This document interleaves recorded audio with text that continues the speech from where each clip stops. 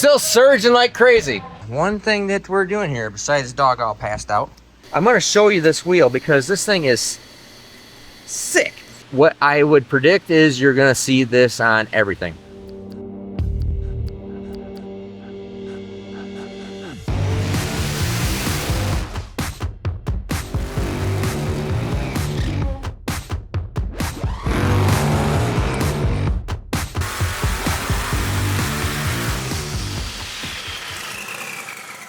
Turbo Tech, learning stuff all the time, sharing all the stuff that I learned with you guys.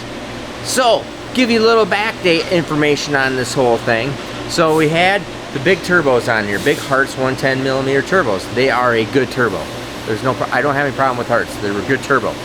But I had noticed that they're surging, they're doing some stuff when in particular RPM ranges on the two-step only, not down the track, on the two-step only. So Bullseye Power fixed the turbo for me because they did it in an immediate rush. Super good guys, and they have this really lightweight turbo that's the same size. They have them 110, 104, and 98s. And it's like, they're telling me about them, they're showing them to me. I go, wow, those are really cool. And then I pick it up and I go, holy freaking A cow. That is amazing. That's really interesting. Okay. In fact, I weighed them. Let me show you all that deal. Alrighty, now you might notice that there is missing turbo here. Why would that be? Let me show you why. One thing that we're doing here, besides the dog all passed out, is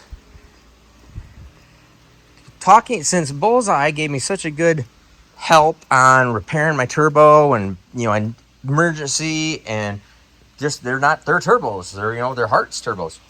But this turbo right here, that's my 110mm. Have two of them on the car. Okay, nothing on the scale, everything's there. 52 pounds. Let's set up the tare 0. All right. Now let's put on this Bullseye 104. Now it is also a one. They also do this in a 110, so same size compressor wheel, but it has some different options on the exhaust. And we'll be talking about that here in a little bit, but I wanted to show you one of the primary things of the weight. Okay, so 52, you can see there, negative 52. Let's see what this weighs. This weighs,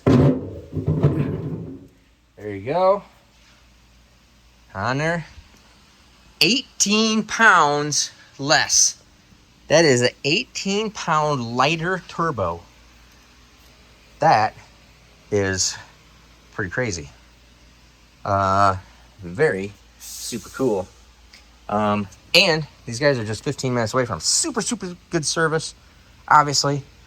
So we are mounting these up because one of the issues I have with this particular turbo is surge.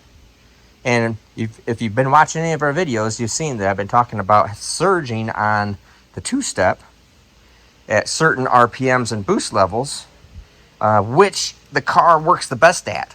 So it's hard to just say, oh, just put it in a spot where it doesn't have any of the surge. Well, that's a totally different RPM, and it's not practical to leave that high in the car. So I really wanted to work on these, and 18 pounds lighter a piece. That's 36 pounds lighter in the car, period. So I'm gonna make these things work, and we're gonna be testing these things. All right, so you see they're 18 pounds a piece lighter. Holy crap. And it's like, okay, man, I want to try these things. We're going to put them on. And so I fix up the hot side, cold side, had to make some modifications, put these on. Then we go to the racetrack. I go to the racetrack for the NMCA race at US 131 Motorsports Park. And this thing, all of a sudden, every spot in the RPM range, every boost level, change wastegate springs, change tune-up, change timing, change blah, blah, blah, blah, blah, blah, blah, blah, blah. Change every single thing known to mankind. Everything. I mean, literally everything. Still does the exact same thing. Show you all that in that previous video at the racetrack. So, here is what we are going to do. I know this will fix it. Talked with Bullseye, I've talked to everybody. This will fix it. I knew this would fix it at the racetrack, but it was impossible to do. We are going to put on Turbo Smart boost gate 76, the 76 millimeter boost gate. Now, I have this wastegate coming. It's not here yet, so I have to show you pictures. Now, check this out. This thing is so freaking cool. Look at the comparison between the small one, which is the small boost gate 50, which almost everybody is using right now, to the 76 millimeter. All right, now check that size out. It's amazing. So I got to figure out where to put this at in the car. There's only a couple spots I can do it. In fact, there really is only one spot I can do it. So where we're probably going to have to put that boost gate, and I wish it was here so I could show you, but when it does get here, I'm going to show you how I'm have to fab it in and how it all lays out and how it's all going to work. But I'm going to have to figure out how to put that boost gate right here. So in this area, right underneath my Y, see, I have throttle bodies on both sides, so it's actually going to be basically in the intake manifold. There's no way to put it in the back of the car. That's not a viable option. I'm not going to put it through the top of the manifold. And since I'm not going to get two of them, you can't, maybe you could, but I think it'd be a kind of waste of time. I think, unless somebody points something out to me, put one in each pipe, that's just a lot of cost involved in that. So I'm going to have this one 76 millimeter boost gate, which is a wastegate. And there's a bunch of really cool tech on that whole thing about how it flows and how it actually works. We should be able with that gate to dump 100% of the boost off. 100%. Like, engine would not receive anything is what I think we'll be able to do. And be able to control linearly with because it is a different style valve. It's not not a valve like a regular wastegate, like a hot side wastegate. It's a more like a flapper valve kind of thing. And in doing that, it has a much better flow and linearity to its percentages and everything of how it works, versus the tulip style valve in a regular wastegate, where it kind of starts opening up and then it is super fine and it gets very, very large very, very quick. So they're much harder to control, and especially on the cold side. If you remember, I tried on the SMX with the big 140 millimeter Hertz turbo single. I tried doing this and looked at doing it, trying to figure it out. I couldn't get it figured out, and because I didn't have the whole system and didn't have that boost gate. But I could have done it all with the boost gate, I believe. In the car, it absolutely is the best way of doing it. So you're probably wondering what I'm doing here. This is just general service maintenance. I'm just checking stuff out, checking springs, checking valve lash and everything. It is just sweet right now. It's just sweet. Could be broken at any point in time. Just, that's the way these big engines are. But right now it is just sweet.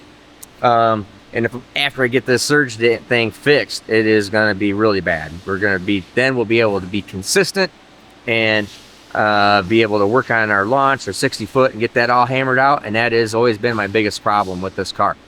But what this boost gate is going to do is, where I was saying that the air, these turbos in particular, because they surge everywhere, it's because they're moving so much more air at those lower RPMs that the engine can't take it. So it's like hitting a wall and just like pushes it back. Okay, think of like when you hit a bat on a ball and the bat reverberates. It's actually the same thing. You hit something and it kind of reverberates. Well, it reverberates right back out the intake pipe, all the way into the turbocharger, making the turbocharger stall, pick back up, whoa, whoa, whoa, whoa, whoa, whoa, like that. Okay. When we introduce that great big leak that we're controlling there, it is now allowing the turbo to flow the air that it wants to flow, and allowing the engine to take the air that it wants to take in order to make the amount of boost that we want. So if I say I want to make 14 pounds of boost, we program it now. We figure out the PID controls. Fuel Tech will help me on that. They already have tons of information on it. And say, okay, I want it at 14 pounds, and now this is going to control 14 pounds of boost. The other thing that is going to be really sweet, and we're going to do it, we're going to make it work, and we're going to figure it all out because other guys are already doing it. We're also going to not use, ultimately, might have to try it at first, but Ultimately, the whole goal is to only use compressor side boost control. The turbine side is going to be capped off 100% all the time, and only control boost right here. Now, I do know this actually works because Eric Bain, Boosted Ego, actually does this already. He's been doing it for over a year. He's got one of my 481X engines with a single 140 and only does boost side, charge side, dump valve. Not dump valve, sorry. Boost gate. Okay? So I know it already works. It already happened. So we're going to do the exact same thing on this, which does a couple things. First off, it is going to speed up the turbo at low RPM and low boost. So in a nutshell, what will generally happen here is it is going to basically bring the turbo up to speed, and instead of making the turbo go from this speed up to this speed, the turbo is going to be wing and kind of be like this. All right, and we're just going to dump off, so the turbo is always always basically the same speed, not exactly, but basically the same speed within range, and we're just dumping off excess boost that we don't want, excess air. Let's put it that way, excess air that we don't want to go into the engine. That's pretty cool. So that's going to allow quicker boost recovery, quicker boost ramps, infinitely more adjustable there.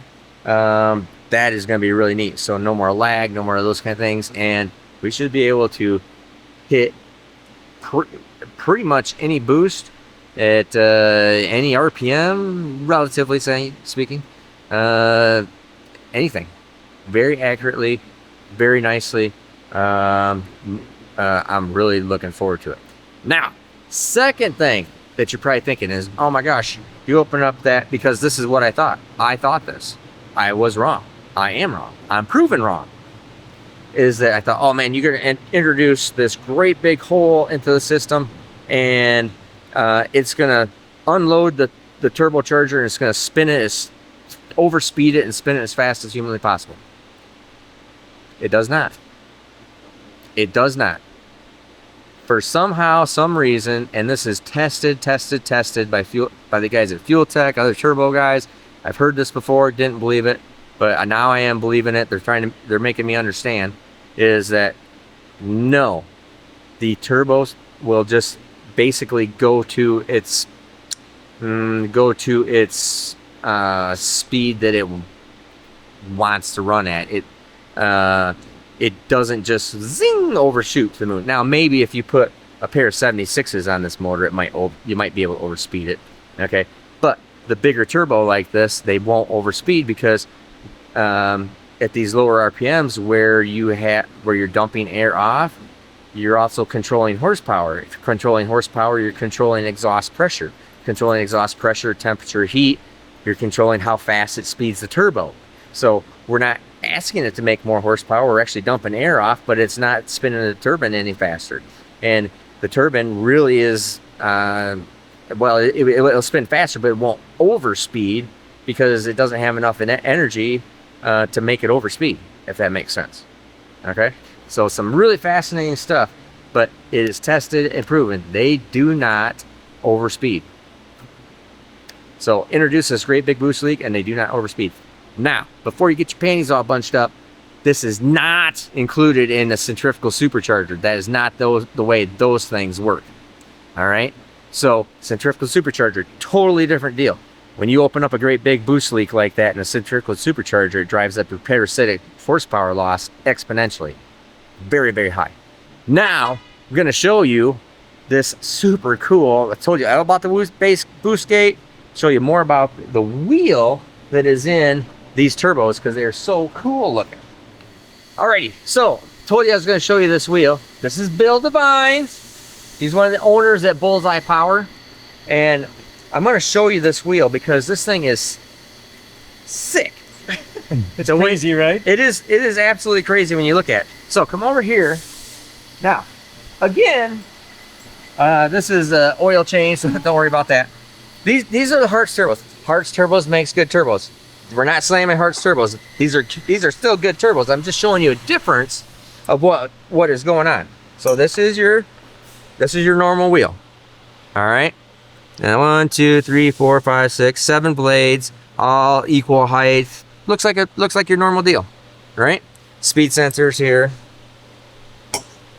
This is what you call this, the TCT. So it's an NLX wheel. NLX. It's our ball bearing series. Yep. But what's incorporated into that is our primary design, which originally was dubbed as the Batma wheel, which created a lot of buzz when it came out probably 14 years ago.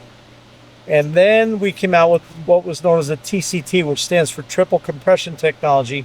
So that's where you have 3 layers of compression instead of like some blades are single stage, like say a Garrett 11 blade, single stage wheel. Then you have a dual stage, which are primary and your splitters.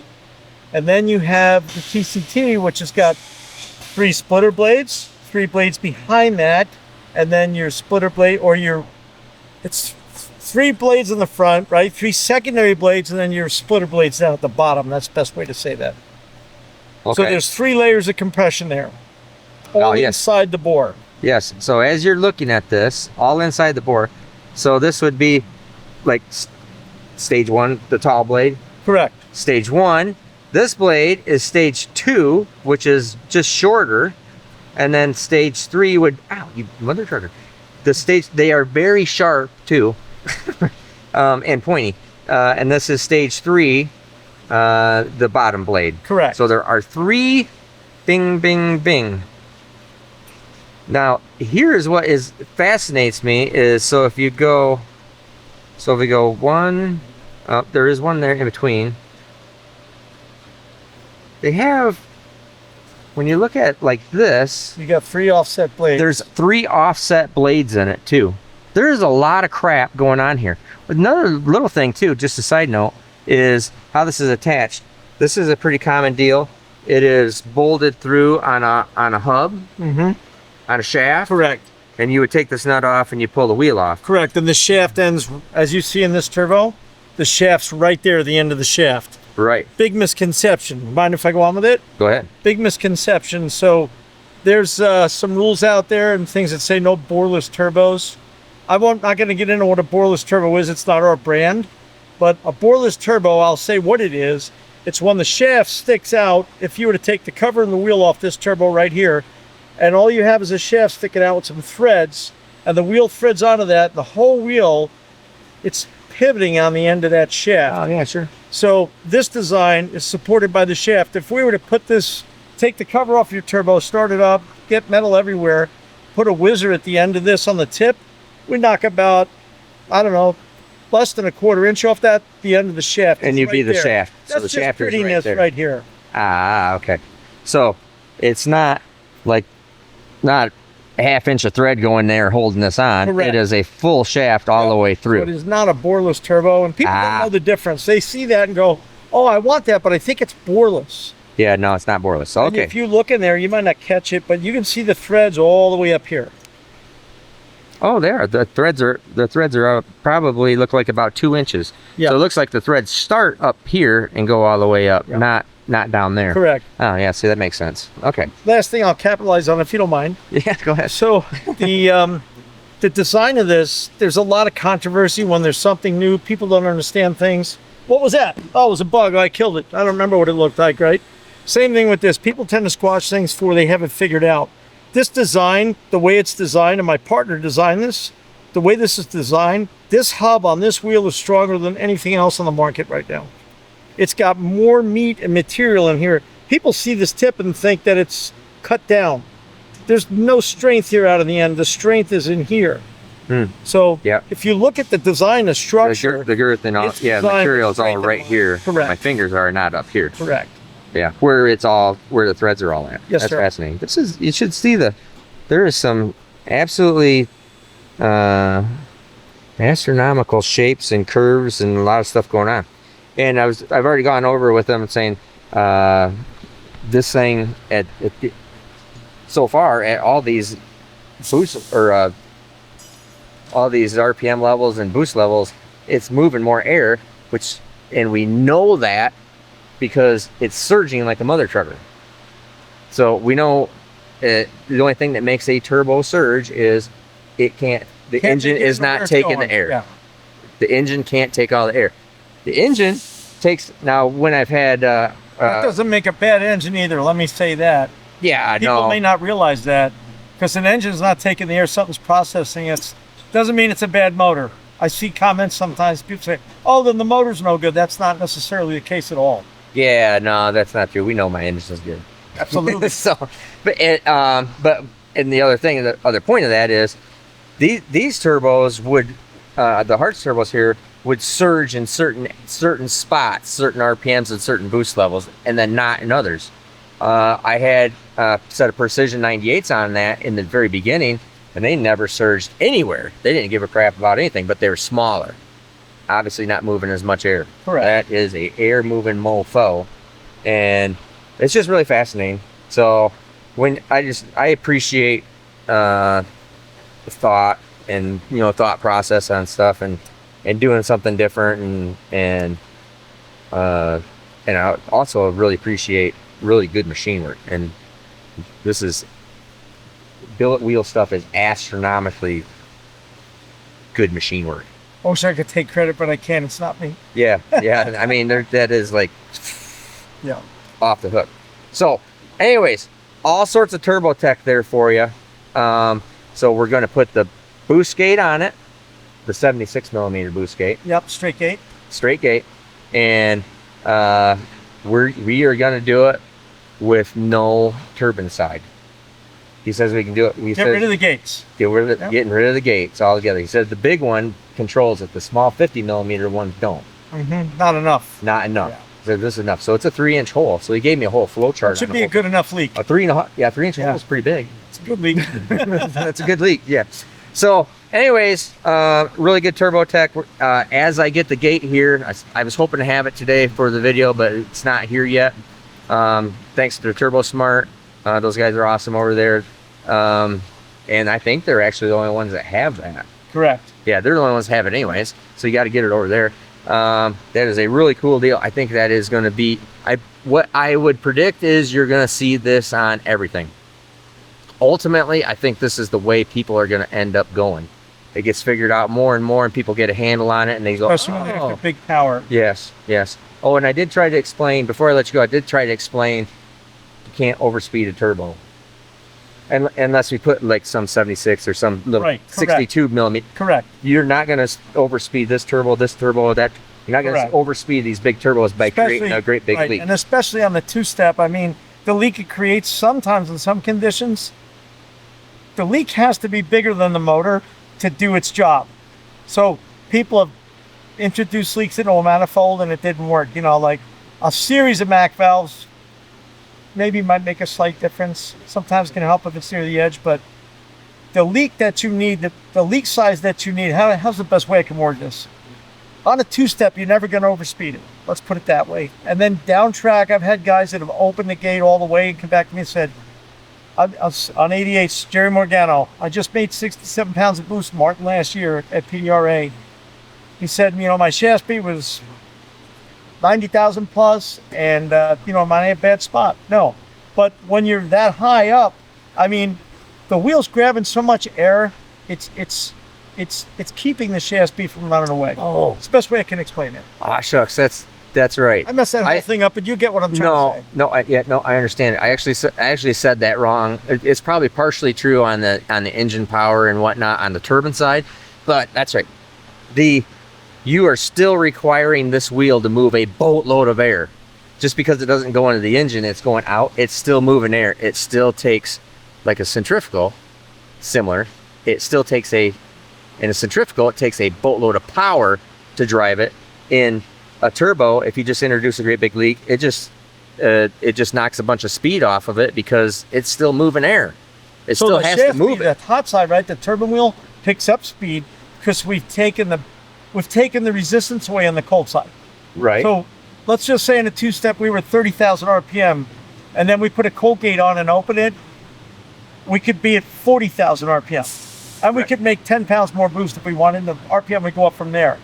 So you could overspeed, like you said. Just to reiterate, so somebody doesn't go put an 80 on something and open a gate, you've got to have big enough turbos.